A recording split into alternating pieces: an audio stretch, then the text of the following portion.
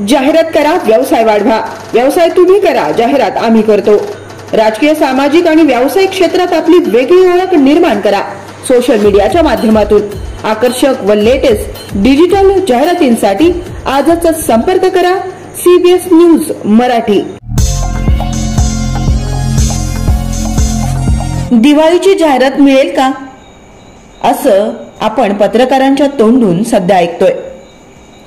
पत्रकारांच्या आयुष्यातील वाटा नेहमीच खडतर असतात.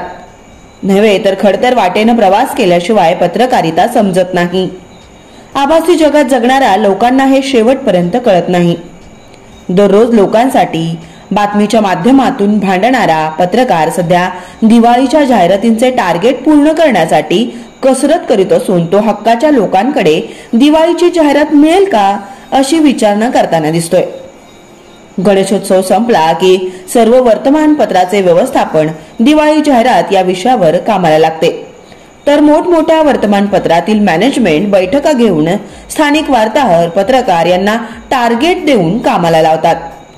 जाहिराती मिळवण्यासाठी वाटेल ते करा, पण जाहिराती मिळवा अशी तंबी देत असतात. जाहिराती मागायच्या कुणाला तर जाहिराती देऊ शकणारे व्यापारी, पुढारी, उद्योजक, संस्था, शासकीय कार्यालय यांच्याकडे जाहिरातीची मागणी सुरू होते. तसेच वर्षभर ज्यांना वर्तमानपत्रातून ठळक प्रसिद्धी दिली अशा लोकांना जाहिरात मागितली जाते. अनेक लोक जाहिराती देतात, मात्र काही दिवाळीला काही लोक जाहिरात मागायला गेले की कारण देतात. त्यातील कारण नंबर 1, आपला 2 नंबरचा धंदा नाही, कुठून देऊ जाहिरात. कारण नंबर 2, तुम्हाला दिली की सर्वांना द्यावी लागेल. कारण नंबर 3, आपल्याला जाहिरातीची आवश्यकता नाही. कारण नंबर 4, किती लोकांना जाहिरात देऊ, सर्वांना द्यायला मी काय राजा हरिश्चंद्र आहे का. कारण नंबर 5, आम्हाला देता येत नाही. अशा विविध प्रश्नांची सरबत्ती करून जाहिरात मागायला आलेल्या पत्रकाराला परत पाठवलं जातं. जाहिरात देणं हा देणाऱ्याचा अधिकार आहे. मात्र आपण आपल्या कुवतीनुसार सर्वांना नाही, मात्र जे नेहमीच आपल्या प्रसिद्धीसाठी झटत असतात अशांना आपण जाहिरात देऊन मदत करू शकता. शेवटी चौथ्या आधारस्तंभाला बळकट करण्याची जबाबदारी आपली आहे, हे कुणीही विसरू नये. जाहिरात मागायला आलेला पत्रकार हा आपला मित्र असतो. तो वर्षभर आपल्याला मदत करत असतो. त्यामुळे तो जाहिरात मागताना शत्रू वाटू नये याची जाणीव ठेवायला काही लोक विसरतात. तर स्पष्टपणे नाही न म्हणता फोन कॉल घ्यायला टाळाटाळ करत असतात. देण्याची कुवत असूनही देत नाहीत. लक्षात असू द्या, लोकशाहीचा चौथा आधारस्तंभ हळूहळू प्रायव्हेट लिमिटेड होत असून तो कुणाचाही तर बांधील झालेला पाहायला मिळतोय.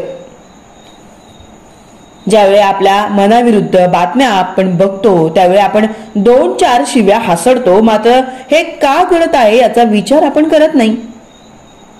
पत्रकार आणि पत्रकारितेत काही पोटभरू दलाल घुसलेले आहेत. ते कुठेही कधीही वागतात, अनैतिक काम करणाऱ्यांना मदत करत असतात. ते म्हणजे सर्व पत्रकार नव्हेत.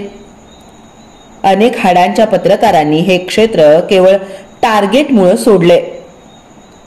जाहिरातीच्या नावाखाली कधीही स्वाभिमान गहाण ठेवू न शकणारे पत्रकार टार्गेट पूर्ण करू शकत नाहीत.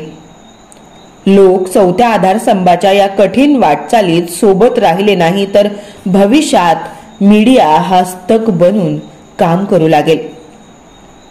त्यावेळी वेळ गेलेली असेल. आज लोकांना जो न्याय मिळतो त्यामध्ये चौथ्या आधारस्तंभाचा मोठा वाटा आहे. शासकीय कार्यालयात वर्षानुवर्ष न्यायासाठी, कामासाठी चक्रा मारणाऱ्या लोकांच्या अन्यायाला शेवटी पत्रकार वाचा फोडतात. तेव्हाच त्या धुळखात पडलेल्या फायली उघडल्या जातात.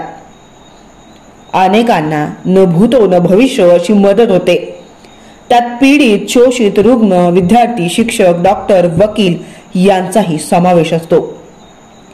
शहरातील रस्त्यावर केलेले खोदकाम, पडलेले खड्डे, पडलेला कचरा, बंद पथदिवे, अपघात, सामाजिक क्षेत्रातील घटनांना प्रसिद्धी देणे टाळून राजकारणी किंवा इतर पैशावाल्यांच्या आरत्या ओवाळणी सुरू केल्यास कुणाचंही टार्गेट कमी होणार नाही.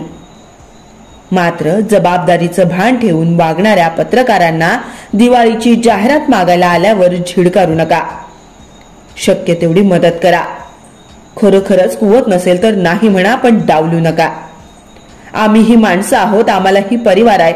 आम्ही पत्रकार तुमच्यासाठी आमच्या घरादारांवर तुळशीपत्र ठेवून रात्रंदिवस विघातक प्रवृत्तीची झगडत असतो. खरंच माणुसकी शिल्लक असेल तर आम्हा पत्रकारांची दिवाळी गोड करण्यासाठी एक जाहिरात द्या. तसेच करोडो रुपयांचे मालक असलेल्या मात्र नेहमीच गरीब असल्याचा आव आणणाऱ्या, करबुडव्या, सामाजिक बांधिलकी न जपणाऱ्या व फक्त पत्रकारांच्या जीवावर मोठे झालेल्या भुरट्या पुढाऱ्यांना आजच दिवाळीच्या ऍडव्हान्स शुभेच्छा. निर्भीड व सडेतोड बातम्यांसाठी पाहत रहा CBS न्यूज मराठी. धन्यवाद.